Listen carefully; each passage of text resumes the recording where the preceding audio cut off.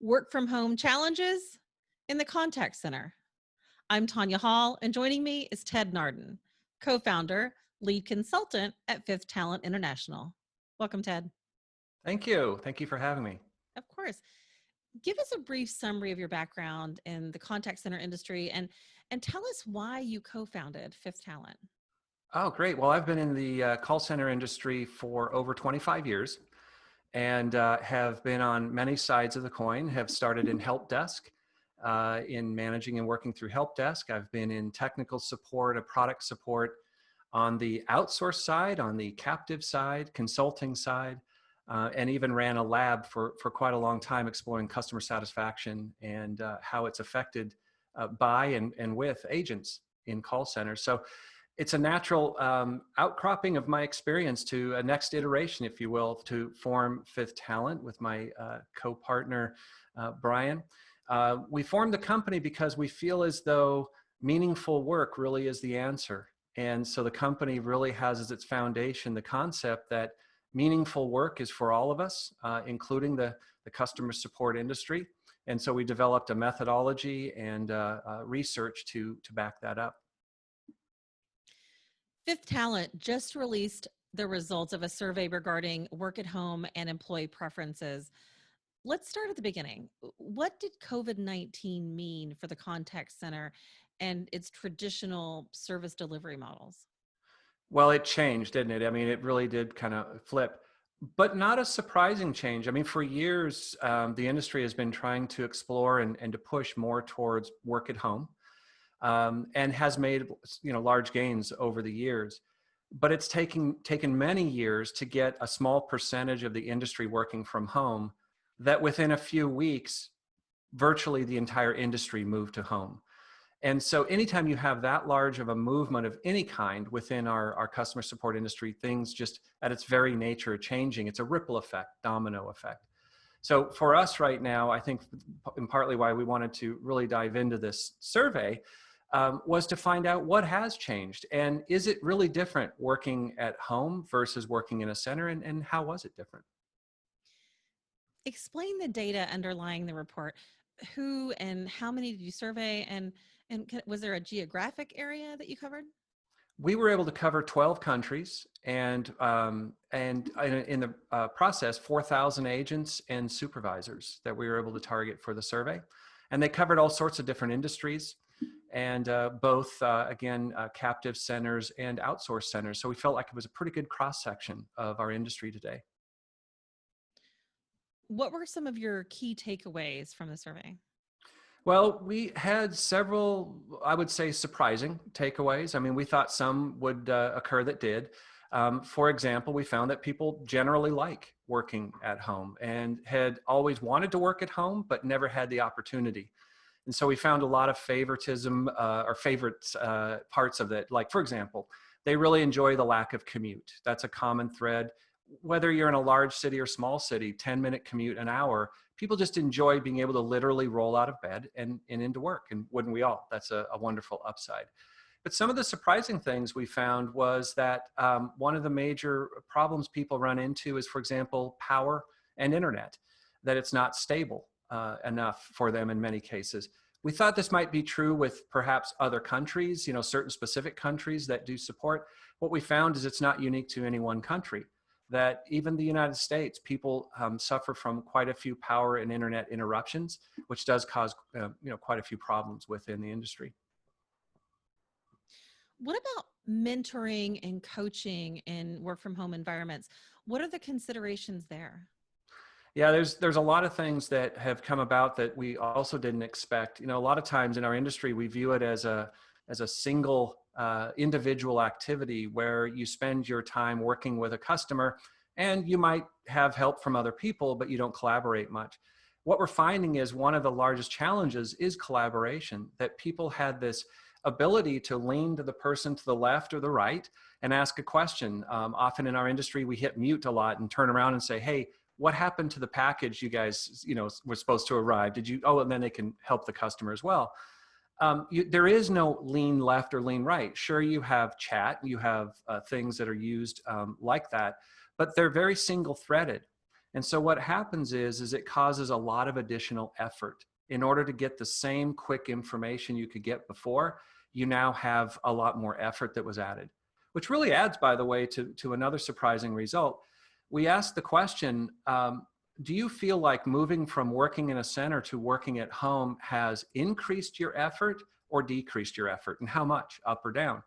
What we found is that agents, generally speaking, their effort really didn't go up too much in speaking to customers. Their effort went up a little bit more in working with their supervisor. What we really found was supervisors, by and large, found it immensely more effortful to work with their teams. And they found that the effort to work with their bosses has gone up. So what we discovered is that agents are sandwiched right, not agents, but supervisors are sandwiched right in between agents and managers, and have really borne the brunt of the effort that they have that's increased in moving to the home. So that was a surprise. And in addition to the effort, we also were surprised to find out that customer satisfaction has gone up since people have moved to the home, as well as first contact resolution. Those are a surprise for us, because the question we really asked ourselves is, if it was doing pretty well in the center, why would it go up moving to the home when you have more effort, maybe more difficulty with the tools, harder to get a supervisor? We also received 4,000 comments, and so we were able to mine those comments. And what we found is that while the effort has gone up, what also has gone up is the autonomy. The idea that I'm on my own and that I need to be a professional and that there's not a supervisor looking over my shoulder. And that relief and less stress that they mentioned many times has turned around and resulted in better contact directly with the customer, more engagement, and a better call.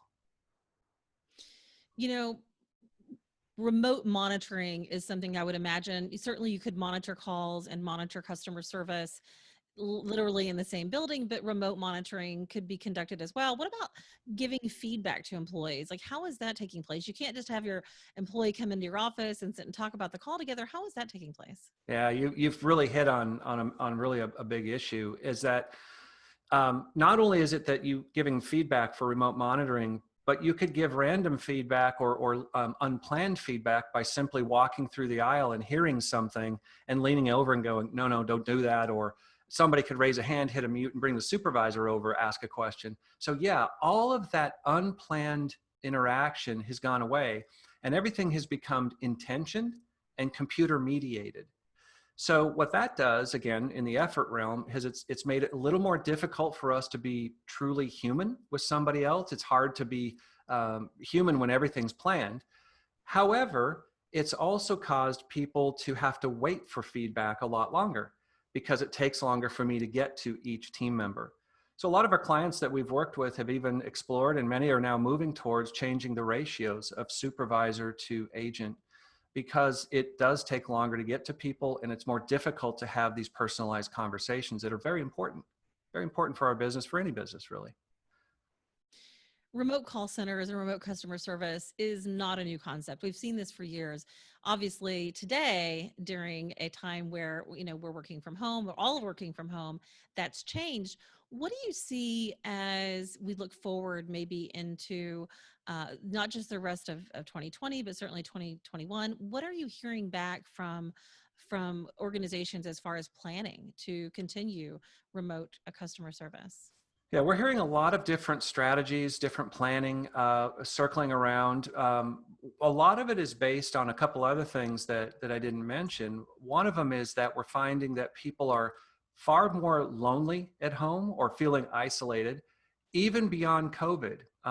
Just to say that working at home is a lot more isolating than they thought it would be.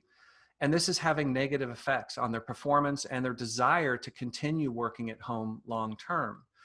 So that's one part. The other part that's interesting, though, to us is not only are they finding it's isolating, but they're finding that they really do miss being part of the culture of the company, and they feel as though they're getting distant from that culture. And the companies are telling us they feel employees are slowly disengaging from the culture of their company. So a lot of the strategies that are circling around have to do with having some sort of face-to-face contact on a periodic basis. Maybe not on a regular basis, but on some sort of periodic basis. one of the strategies that we've heard a lot of people moving to, and one that we've advocated, is called a work where you want strategy. And really, it's work where and when you would want to. So, for example, you might be able to set up small microsites where people have the option to walk or bike into the site should their power fail or should their internet fail, they can go in. But in addition to that, they have the opportunity to meet with a bunch of other people they enjoy working with. So, for example, I could say to you, chatting with you one day, Tonya, we started out in training together. I haven't seen you for 6 months. What do you say we work Monday at the office together? And so we can plan and begin to schedule our time when we want to. The reason this is, I think, gaining some popularity is because of legality. People are choosing to come in, and of course, you still have to have the same distancing and safe measures. But they're choosing to come in. They're not being required to come in. And in addition, it becomes spontaneous. Rather than saying you will come in every Monday, Wednesday, and Friday, you now come in when I want to come in. And it works more with me managing my home life boundary. A piece of that is that typically within an organization, you tend to mentor employees that you think have done exceedingly well and maybe show potential within the organization for advancement. When you have a work at home model, how do you really get to, I don't know, rub elbows, maybe get to know the senior management and show them how you can perform in order to make advancements within an organization? Yeah, that's a very good point, because what happens is that if you have part of the workforce in the center and part of the workforce that's remote who doesn't get a chance to go to the center, the remote employees almost always, and even in our research we found in the comments, tend to feel as though it's out of sight, out of mind for them. So they're not mentored, they're not given promotions. That takes very, again, intentioned work by the management team and the supervisors. It also helps, for example, that supervisors handle only remote employees and not a mix of both. So if they're only handling remote or only handling the group in the office, they tend not to have the out of sight, out of mind. Everybody's in sight for them. So those are the types of things that they begin doing in those situations. Well, we have a lot to figure out in this new changing world. Ted Nardin, co-founder, lead consultant at Fifth Talent International. If somebody wants to follow you, maybe they want to find out more about this survey, how can they go about doing that, Ted? Well, you bet. Fifthtalent.com, our website, has quite a bit more about the survey. We even have the ability for people, if they would like to engage in their own survey, we're happy to help them do that, and they can see how they match up against our benchmark. And you can also get a hold of us through LinkedIn, Fifth Talent International, and follow us there. Thanks again for your time, Ted.